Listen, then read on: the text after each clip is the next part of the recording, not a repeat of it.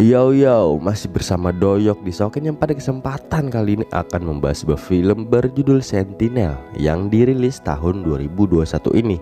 Tepat banget tahun ini. Film mengisahkan balas dendam seorang kakak atas perbuatan seseorang pada adiknya. Dan tanpa banyak cincong, langsung aja kita masuk ke pembahasannya coy. Come on, come on.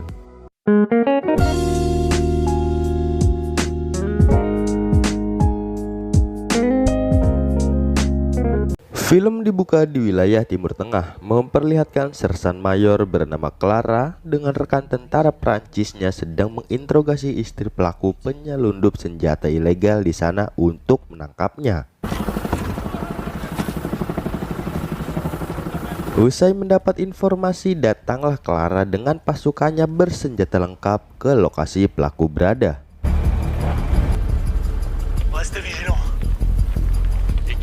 Di gedung seberang dengan teropongnya, Clara melihat rekannya berhasil menangkap pelaku yang membuat ia bergegas ke sana. Tak lama tiba di sana saat menanyakan di manakah letak senjata disembunyikan, Clara bersama rekannya ditembaki dari jendela gedung seberang. Mereka membalas tembakan itu dan beruntungnya semua itu selamat. Kemudian tiba di lantai bawah, si pelaku yang dipisahkan dengan anaknya yang masih kecil terus berteriak, "Lakukan nak, ayah akan bangga padamu." Dan apa yang terjadi? Yah, bom yang terpasang di tubuh anaknya meledak setelah si anak menekan tombol peledak di tangannya, yang membuat Clara melihat jelas dengan mata kepalanya sendiri kematian rekannya di depan dia pastinya. Anjir.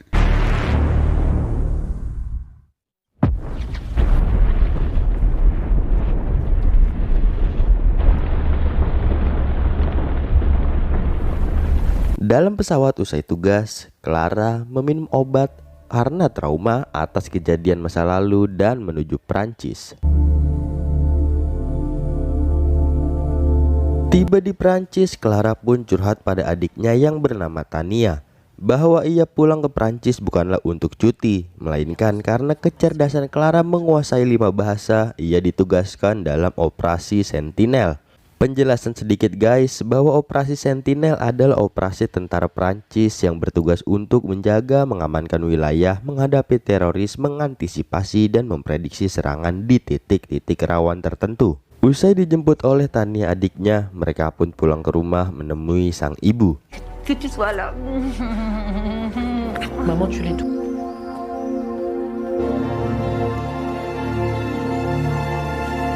Esok harinya Clara konsultasi pada dokter di sana dan diberi obat karena traumatik masa lalu ketika bom di tubuh anak kecil menewaskan rekannya sendiri tepat di depan matanya.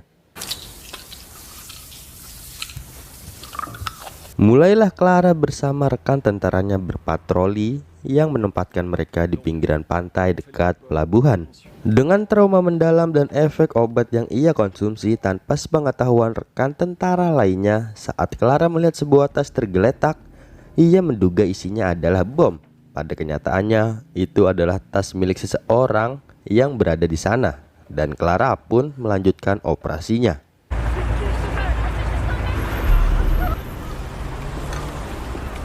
Esok dalam tugasnya seperti biasa, seketika saat melihat anak kecil sedang diikatkan tali sepatu oleh orang tuanya, Clara pun mengingat masa lalunya dan hampir saja menembaknya. Namun, ia terperosot karena migrain yang ia rasakan.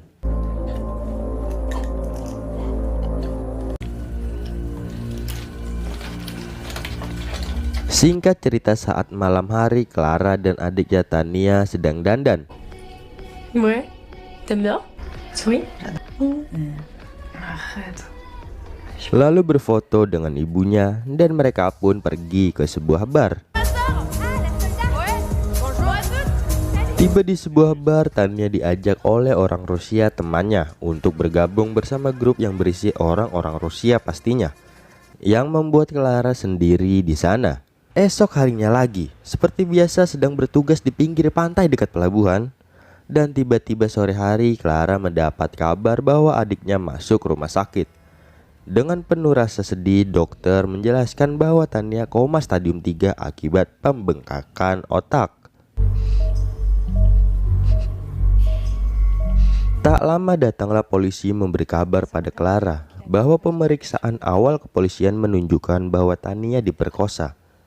Saat polisi bertanya pada Clara di manakah Tania semalam, Clara menjawab bahwa mereka semalam di sebuah bar.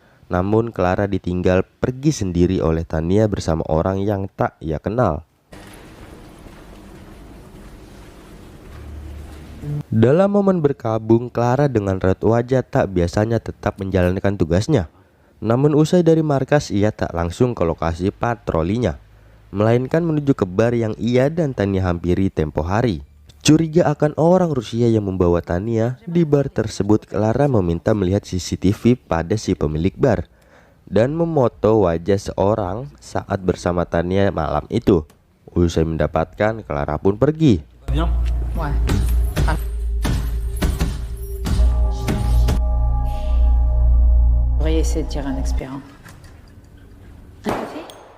Kemudian saat bersama polisi tempo hari, Clara menunjukkan foto dari CCTV yang ia dapat dari bar yang ia kunjungi bersama Tania. Namun polisi memberitahu bahwa itu tindakan ilegal dan polisilah yang memiliki hak untuk menyelidiki. Lalu polisi di sana menjelaskan bahwa pria yang bersama Tania dalam foto itu bernama Yevan, anak dari Leonid, seorang Rusia yang berpengaruh dan dihormati di sana. Di mana usai kejadian itu Yevan bersembunyi di villa ayahnya. Juga saat polisi ingin menginterogasi Yevan, polisi di sana pun sempat dihalang dengan alasan kalau Yevan mendapat perlindungan karena ayahnya seorang yang berpengaruh. Karena lambatnya penanganan polisi, Clara pun survei lokasi dan benar saja di sana ada Yevan. Namun tak lama Clara pergi agar tak dicurigai oleh penjaga yang melihatnya. Setelahnya scene memperlihatkan suasana menyedihkan saat Clara dan ibunya memandang Tania lemah tak berdaya.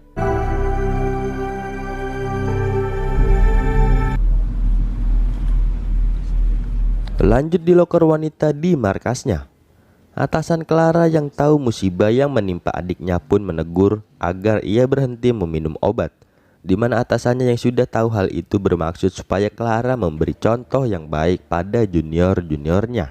Atas informasi dari pemilik bar saat ia mengambil foto dari CCTV di scene sebelumnya, pemilik bar menyebut bahwa para orang Rusia adalah langganannya yang membuat Clara ke sana dengan rasa dendam, lalu mengincar dan menodong Yevan di sebuah toilet bar. Namun dalam momen itu Yevan berkata kalau dia bukanlah pelaku yang memperkosa dan menghajar adiknya hingga koma. Tak lama datanglah anak buah Leonid, ayah Yevan. Ya pastinya bergegas menolongnya yang membuat Clara berantem dan diusir dari bar tersebut coy. Set namanya anak bos pasti ditolongin terus.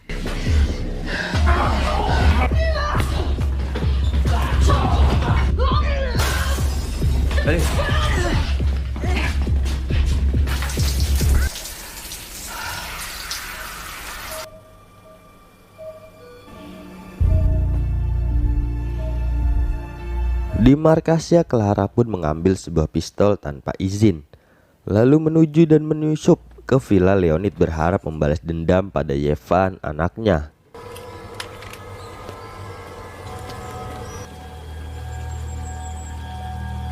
Berhasil menyusup ke dalam villa persembunyian Yevan, aksi penyusupannya pun diketahui oleh anak buah Leonid, ayah Yevan.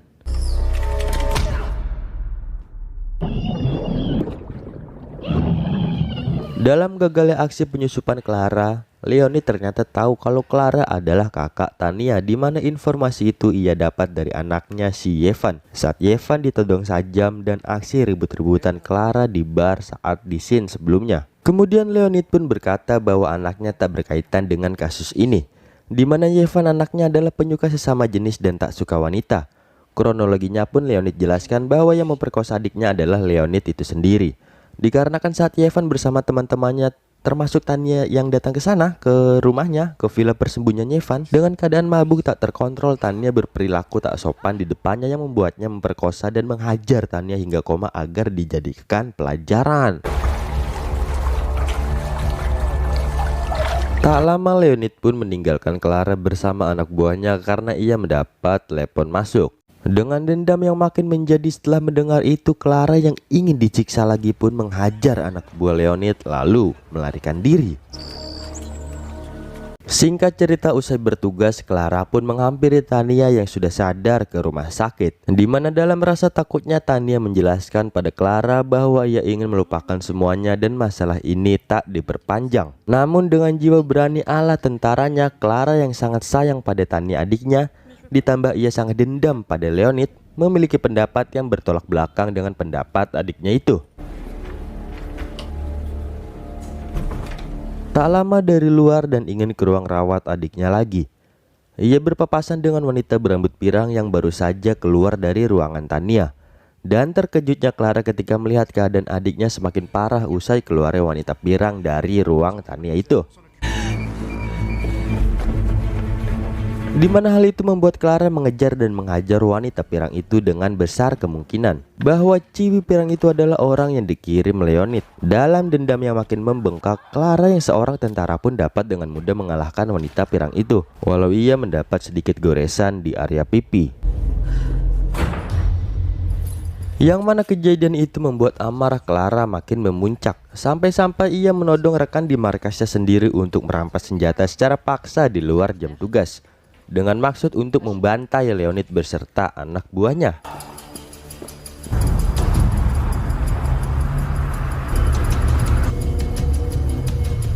Di sisi lain, setelah melakukan pelanggaran hukum itu, ibu Clara yang mendapat perintah dari polisi menyuruh ia kembali dan menyerahkan diri. Namun Clara dengan dendam yang membengkak dan amarah yang memuncak mengabaikan hal itu dan lekas menuju lokasi Leonid berada. Dengan seragam tentara agar tak dicurigai membawa senjata sembarangan, Clara yang sudah jadi target operasi polisi pun hampir ketahuan oleh rekan tentaranya yang sedang bertugas. Berhasil bersembunyi hingga kondisi aman, Clara pun menyelinap masuk ke lokasi Leonid berada melewati jendela atap, dan tanpa banyak abacot membantai semua anak buah Leonid hingga menyisakan Leonid seorang.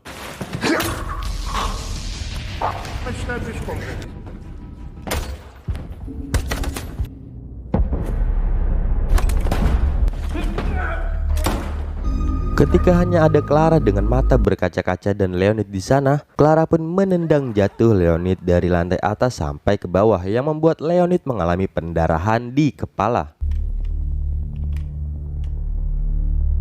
Tak lama semacam FBI pun datang dan ternyata Leonid masih hidup.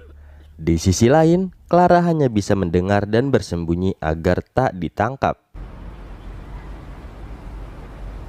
3 bulan kemudian di Dubai, Clara yang menyamar sebagai pelayan hotel pun berhasil mengikuti jejak Leonid yang bersembunyi hingga ke sana dan berhasil membalaskan dendamnya pada Leonid yang telah menjahati Tania adiknya.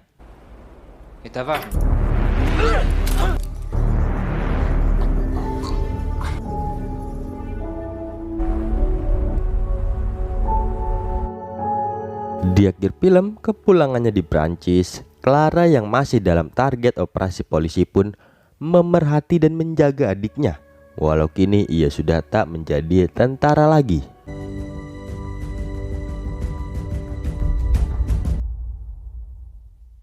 Tamat. Berhubung udah buka,